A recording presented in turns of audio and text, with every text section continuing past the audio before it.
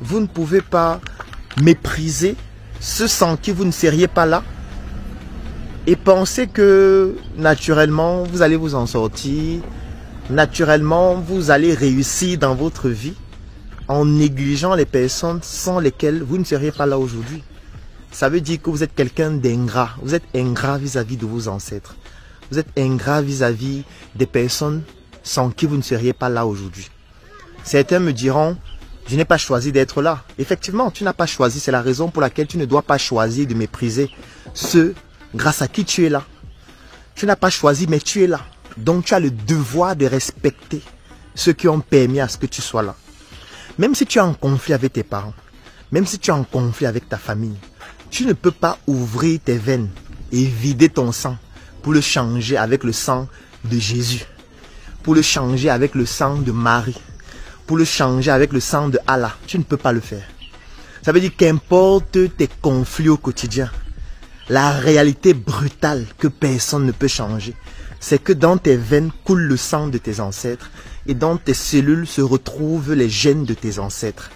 Ça veut dire qu'il y a beaucoup de personnes qui ne se rendent pas compte qu'ils ont des comportements ou qu'elles ont des comportements, ces personnes aujourd'hui, qui correspondent à leurs ancêtres. Il y a des gens aujourd'hui qui expriment des attitudes qui découlent de leurs ancêtres sur 5, 10, 15, 20 générations. Parce que dans vos cellules, vous avez les gènes de vos ancêtres. Dans votre ADN, vous avez une partie des brins de vos ancêtres. Donc, vous ne pouvez pas négliger l'influence que vos ancêtres ont sur vous, ont sur nous. C'est de ça qu'il s'agit. Comment vous comptez vous en sortir, réussir, être en harmonie d'abord avec vous-même, si vous n'êtes pas en harmonie avec les personnes dont les gènes vibrent en vous, dont le patrimoine vibre en vous, dont le sang coule dans vos veines. Surtout qu'il y a des phénomènes qui se produisent dans votre organisme que vous ne contrôlez pas. C'est vous qui contrôlez le fait que votre cœur bat. Vous pouvez décider de faire en sorte que votre cœur arrête de battre maintenant. Vous pouvez le faire. Vous pouvez décider de faire en sorte que vos globules blancs arrêtent de combattre les microbes qui entrent dans votre organisme plusieurs fois par jour. C'est vous qui déterminez comment votre système immunitaire fonctionne.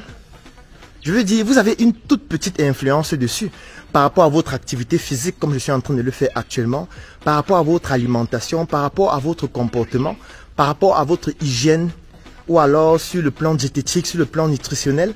Mais c'est une toute petite influence. En réalité, lorsque vous êtes né avec un patrimoine sur le plan de votre système immunitaire qui ne dépend pas seulement de vous, qui ne fonctionne pas selon votre humeur, parce qu'il dérive de vos parents, eux aussi qui ont hérité ça de leurs parents, ainsi de suite, jusqu'à 10, 15, 20 générations.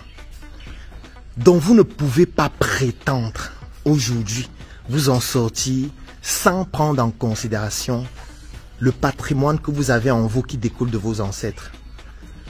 Il n'y a pas de prétention avec le patrimoine que vous avez. Si vous êtes prétentieux vis-à-vis de vos ancêtres, eux aussi ils vont mépriser qui vous êtes. Et leur mépris vis-à-vis de votre personne se manifeste par des choses graves.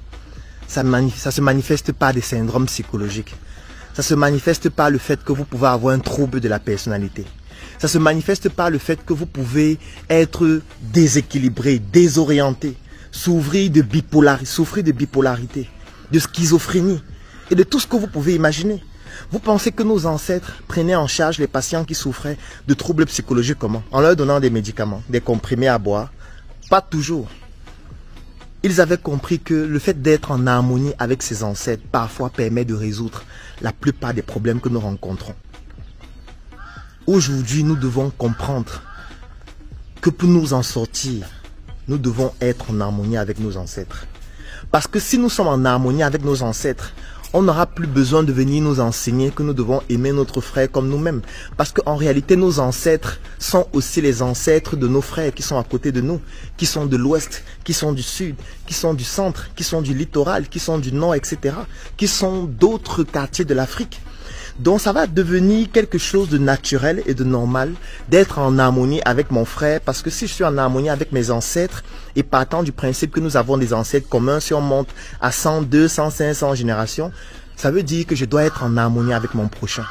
Nos ancêtres n'ont pas eu besoin de lire ça dans la Bible pour le comprendre. Non. Nos ancêtres le comprenaient parce qu'ils respectaient un principe divin de la nature, c'est-à-dire d'être en harmonie avec nos ancêtres.